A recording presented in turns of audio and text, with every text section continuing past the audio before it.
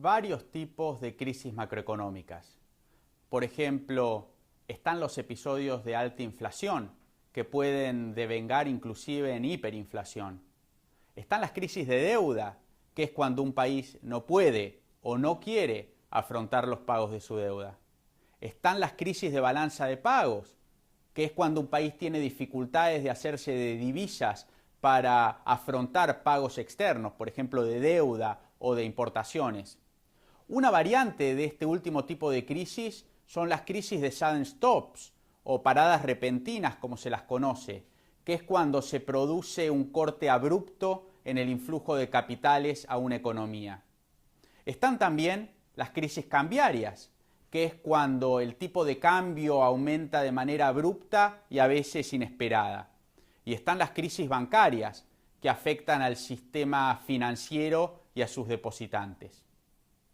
Si bien cada crisis tiene sus propias características y a veces se materializan más de un tipo de crisis a la vez, es útil distinguir el origen de las crisis.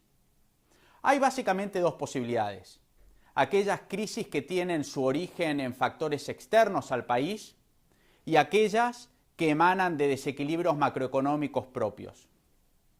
Empecemos por lo segundo. Un desequilibrio macroeconómico típico es un alto déficit fiscal, o sea, gastos del gobierno por encima de sus ingresos, que se prolonga en el tiempo. Así como las familias pueden durante algún tiempo gastar más que sus ingresos si consiguen crédito, también los gobiernos pueden recurrir al endeudamiento como fuente de financiamiento. Ahora bien, si el gobierno se endeuda demasiado, puede que en algún momento ya no pueda pagar o no quiera pagar, por lo que se puede producir una crisis de deuda. Esto efectivamente pasó en muchos países de la región en la década del 80 e inclusive más recientemente en algunos países. Sin embargo, en el caso del gobierno, hay potencialmente una fuente de financiamiento adicional, que es la emisión de moneda. El problema es que si se emite mucha moneda, por ejemplo porque hay un déficit fiscal muy alto y es la única fuente de financiamiento disponible, entonces eso puede devenir en una crisis inflacionaria. Mientras más dinero se emite, los economistas decimos sin respaldo, mayor es la cantidad de dinero en circulación en comparación con la oferta de bienes y servicios en la economía.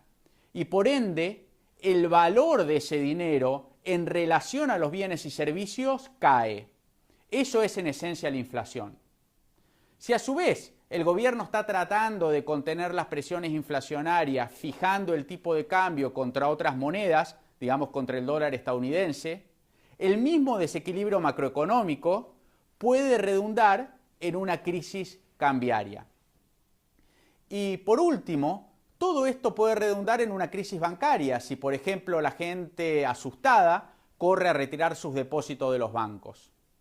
La falta de disciplina fiscal ha estado detrás de muchas de las crisis macroeconómicas que se han materializado en la región durante décadas.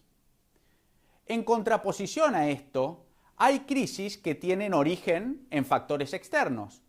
Por ejemplo, a veces hay episodios que tienen origen en algún país o región que se transmite a América Latina y el Caribe por contagio financiero.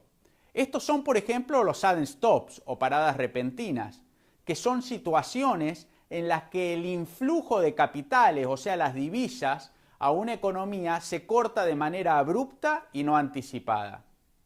Esto pasó, por ejemplo, a fines de los 90, cuando varios países en la región sufrieron contagio como consecuencia de la crisis que tuvo su origen en el sudeste asiático y en Rusia. Más recientemente pasó como consecuencia de la crisis financiera global que se produjo luego de la quiebra del banco de inversión Lehman Brothers en los Estados Unidos. Ahora bien, y esto es importante, que el origen de la crisis sea externo no implica que los países no puedan hacer algo para mitigar su impacto. De hecho, un punto que se destaca en este capítulo es que durante 2008-2009 la región en su conjunto pudo salir a flote rápidamente y en ningún caso hubo crisis de deuda, quiebras bancarias ni otros desórdenes macroeconómicos que sí habían sido comunes en el pasado. Esto implica que la calidad de las políticas importa. Tener marcos macroeconómicos sólidos, que es básicamente evitar desequilibrios macroeconómicos, ayuda a evitar las crisis de origen interno y a amortiguar las crisis de origen externo.